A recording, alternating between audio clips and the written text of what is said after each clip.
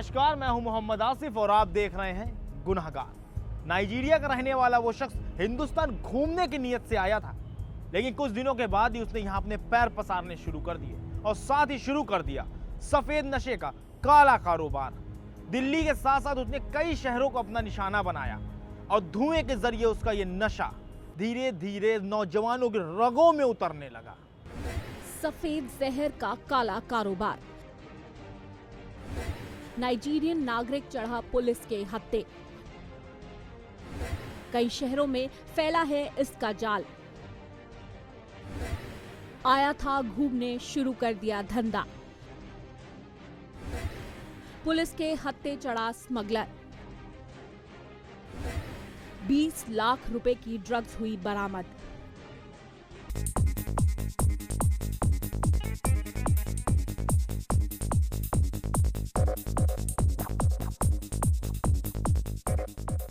Delhi police की ATS की team ने जिस व्यक्ति को पकड़ रखा है, ये कोई मामूली चोर या बदमाश नहीं है, बल्कि एक शातिर तस्कर है। इसका ताल्लुक विदेशी बाजार के ऐसे गिरोह से है जो दुनिया भर में सफेद जहर यानी ड्रग्स कारोबार करते हैं। फिर इस जहर को बेचने के लिए राजधानी जैसी जगह की तलाश करते हैं। दरअसल नेफी नाम का ये व्यक्ति नाइजीरिया का रहने वाला है, जिसने अपने गोरख धंधे को बढ़ाने के लिए भारत में अपनी जड़ें जमा ली और महानगरों में ड्रग्स की सप्लाई शुरू कर दी। इस ड्रग्स का इस्तेमाल बंद कमरों में या गेस्ट हाउस में होने वाली गैर कानूनी पार्टियों के साथ साथ रेव पार्टियों में किया जाता है।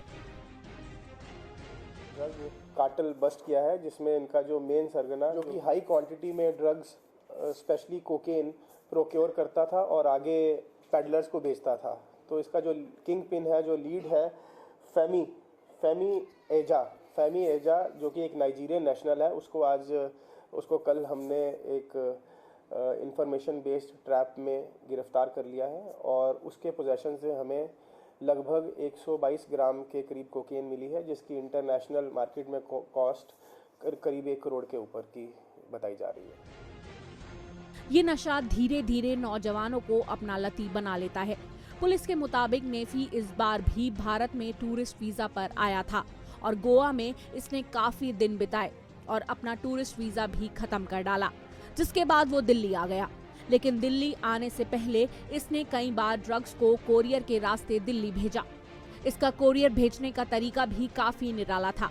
ये बॉडी बिल्डिंग में इस्तेमाल होने वाले सप्लीमेंट के डिब्बे के बीच में ड्रग्स के पैकेट रखता था और राजधानी में सप्लाई किया करता था ताकि किसी को शक न हो। लेकिन एक मुखबिर ने दिल्ली की खबर पर पुलिस ने इसे रंगे हाथों गिरफ्तार कर लिया।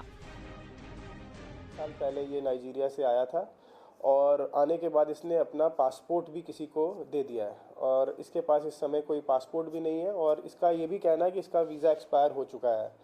तो इसके चलते हमने इसके ऊपर एनडीपीएस के अगेंस्ट एनडीपीएस की धाराओं के पे एफआईआर दर्ज कर ली और साथ ही साथ फॉरेनर्स एक्ट में भी इसको गिरफ्तार कर लिया है। मुंबई और गोवा स्थित इसके कॉन्टैक्ट्स हैं, जहां से ये इनको प्रोटीन एक्स या ये जो वेट लिफ्टिंग के जो प्रोटीन्स के या कैरेटीन के जो बॉक्सेस होते हैं उसमें मंगाया करता था और कुरियर के थ्रू या कभी किसी अपने साथी के द्वारा वहां से मंगाया करता था। पूछताछ में पता चला है कि ये तस्कर इस ड्रग्स को राजधानी में किसी और तस्कर को आधे दामों में बेचता और वही तस्कर इसे रेव पार्टी और क्लब में मोटे दाम में इसे लोगों तक पहुंचाते। लेकिन नॉर्थ जिले की पुलिस ने इसके सारे मंसूबों पर पानी फेर दिया। वाजिद अली के साथ साधना, प्राइम न्यूज, दिल्ली।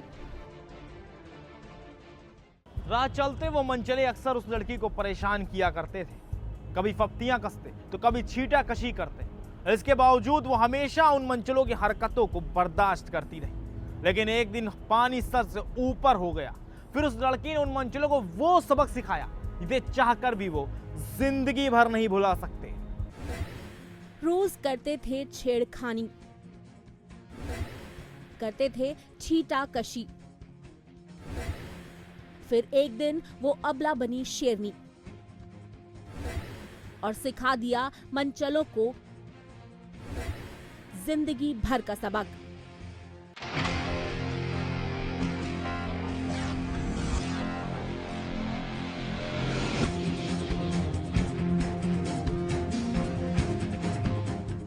इससे पहले कि हम आपको कुछ बताएं, आप इन तस्वीरों को देखिए, क्योंकि ये तस्वीरें खुद ब खुद आपके सामने सच्चाई बयां कर देंगी। जाहिर है आप समझ ही गए होंगे कि जरूर इस शख्स ने कुछ गलत किया है। चलिए हम खुद ही बता देते हैं। ये तस्वीरें पीलीभीत के जिला अस्पताल गेट के पास की हैं, जहां से गुजरने वाली इस महिला के साथ अक्सर ये मनचले छेड़छाड़ किया करते थे। कभी अश्लील कमेंट करते थे तो कभी उसे राह चलते रोक लिया करते थे। ये बेचारी डर के मारे कभी उनकी इस हरकत का विरोध भी नहीं कर सकी। लेकिन फिर पानी सिर से ऊपर हो गया और इस लड़की ने खुद ही उन मनचलों को सबक सिखाने की ठान ली। जैसे ही उन लड़कों ने रास्ते में इसके साथ छेड़छाड़ की और जाने लगे तो तुरंत ही युवती ने स्कूटी लगा दी और उनका पीछा करती रही।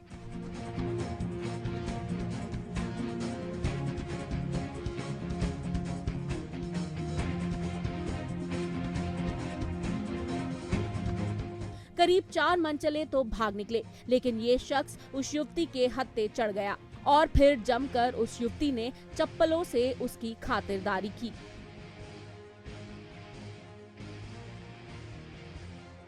अबला लड़की जैसे ही शेरनी बनकर उस मनचले पर टूटी, देखने वालों के होश उड़ गए। मौके पर देखने वालों का हुजूम लग गया, लेकिन किसी के अंदर ये हिम्मत नहीं थी कि वो इस युवक को बचा सके। युवती बस चप्पलों से उस मनचले को पीटती रही। एक के बाद एक उसने कई चप्पलें उस युवक के मुंह पर जड़ दी। युवती ने जिस तरह से इस मनचले को सबक सिखाया है, उससे उम्मीद है कि वो भविष्य में किसी महिला की तरफ आंख उठाकर भी नहीं देखेगा। पीलीभीत से अंकित मिश्रा, साधना प्राइम न्यूज।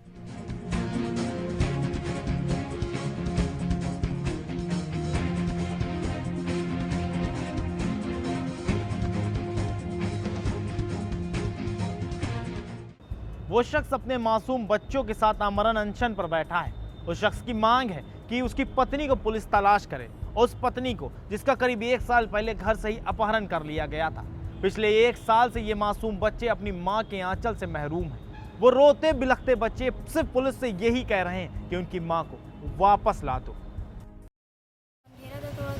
वो लोग मम्मी को जबरदस्ती घसीट के ले गए। मम्मी उन लोग के पास नहीं जा रही थी, लेकिन फिर भी वो लोग हमको मम्मी को घसीट के ले गए। सुना आपने किस तरह ये मासूम बच्चे अपनी मां के साथ गुजरी हरकत की गवाही दे रहे हैं। करीब 1 साल से ये मासूम बच्चे अपनी मां के आंचल से महरूम हैं। उनकी मां को इन्हीं की आंखों के सामने घर से घसीटकर ले जाया गया और तभी से वो लापता हैं।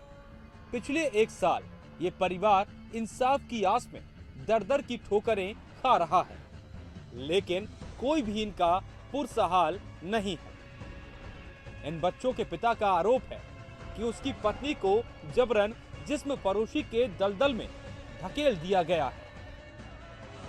मैं सर जब तक मेरी पत्नी नहीं मिलेगी तब तक मैं आमरण अनशन में न अन्न जल कुछ भी नहीं करूंगा। मुझे मेरे बच्चों की मां चाहिए, हर कीमत।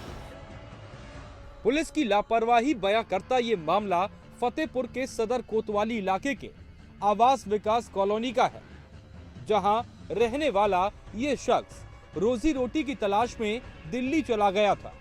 इसी बीच पास में ही रहने वाले दीपक, ललित और एक महिला घर में दाखिल हुई। वो लोग इस शख्स की पत्नी को जबरन अपने साथ ले जाने लगे। उस महिला ने उनसे लाख मिन्नतें की, लेकिन उन लोगों ने उसकी एक ना सुनी और उसे घसीटते हुए अपहरण कर अपने साथ ले गए।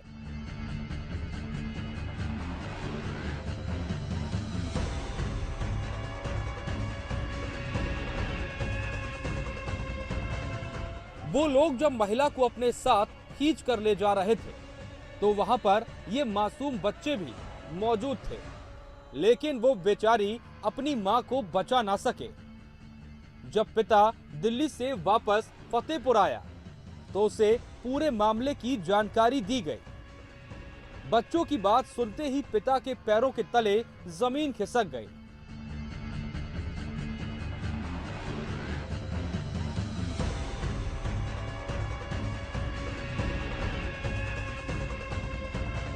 तभी ये शख्स अपने मासूम बच्चों के साथ इंसाफ की आस में पुलिस से लेकर जिला अधिकारी तक के चक्कर लगा रहा है, लेकिन आज कार्रवाई तो दूर, इसकी सुनवाई तक नहीं की गई।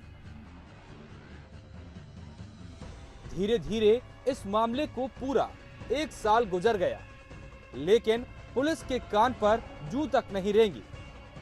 लिहाजा आजिज होकर ये शख्स अपने परिवार के साथ आमरण अनशन पर बैठ गया। इस शख्स का आरोप है कि अपहरणकर्ताओं ने जबरन उसकी पत्नी को जिस्म फरोशी के धंधे में धकेल दिया है। मेरी पत्नी का अपहरण हुआ ये 28 जनवरी 2015 को हुआ। और जब मैं आया बाहर से दिल्ली से, मेरे बच्चे बताए कि मेरी मम्मी को ज़बरदस्ती घसीट कर ले गए हैं। वो मिन्नत कर रही थी कि मेरे पति बच्चों के साथ जीना है, मुझे जीने दो, मुझ पर रहम करो। तो माया पांडे के लिए चाहे 10 दिन के लिए चल तुझे चलना पड़ेगा।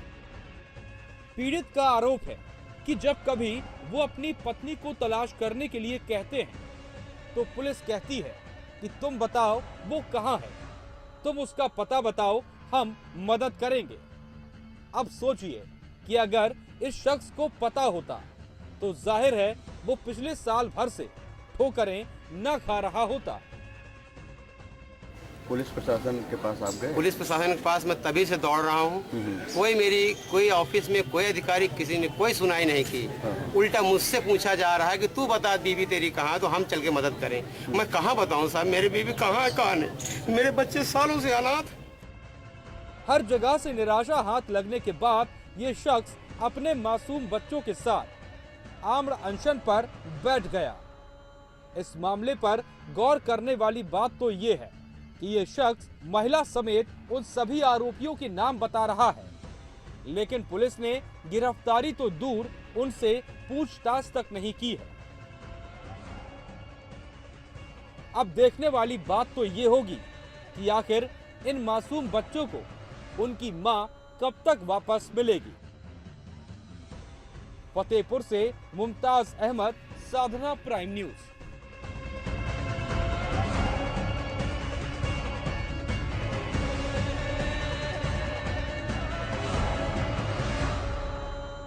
गुनहगार फिलहाल वक्त तो चला एक छोटे से ब्रेक का।